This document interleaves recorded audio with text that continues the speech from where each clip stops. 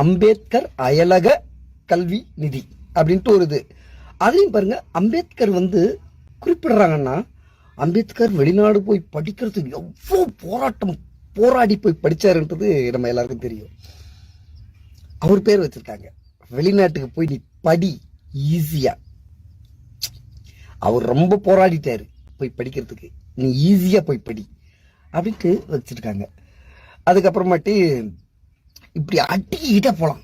எவ்வளவு ஸ்கீம் சத்தியமா இன்னும் 100 வருஷத்துக்கு இந்த ஸ்கீம்ல ஒரு ஸ்கீமை கேன்சல் பண்ணணும்னு நினைச்சா முடியாது.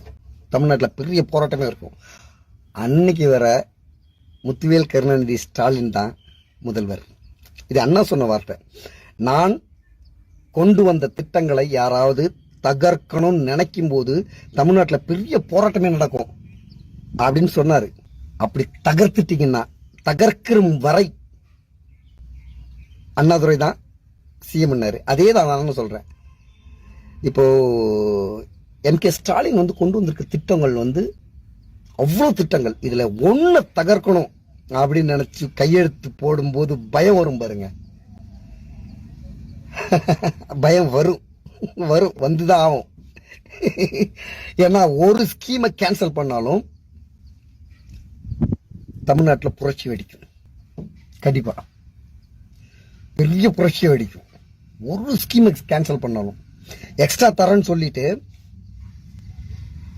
ஆளுமை இல்லாத சில, நம்ம எடப்பாடி கூட இடையில சொன்னாரு, 2000 எப்படி கொடுப்பீங்க என்பது வரியை உயர்த்துவோம் அப்படிலாம் சொன்னாரு. வரியை உயர்த்தி நான் அந்த 2000 ரூபா கொடுப்பேன்னாரு.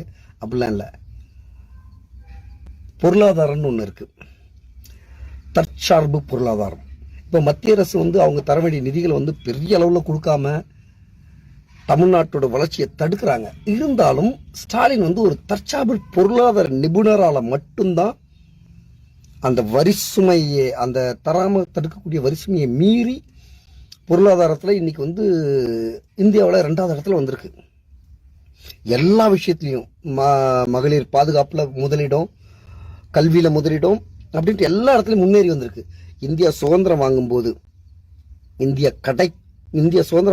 தமிழ்நாடு கடை கோடியில் இருந்தது வளர்ச்சியில. இதுக்கு எல்லாத்தையும் முதலிடத்துல வந்திருக்கு. த மேஜிக் 5 வருஷம் நடந்தது பெரிய மேஜிக். இதுவரை திமுக ஓட்டு போட்டதே கிடையாது. ஃபர்ஸ்ட் டைம் ஓட்டு போட போற திமுகவுக்கு.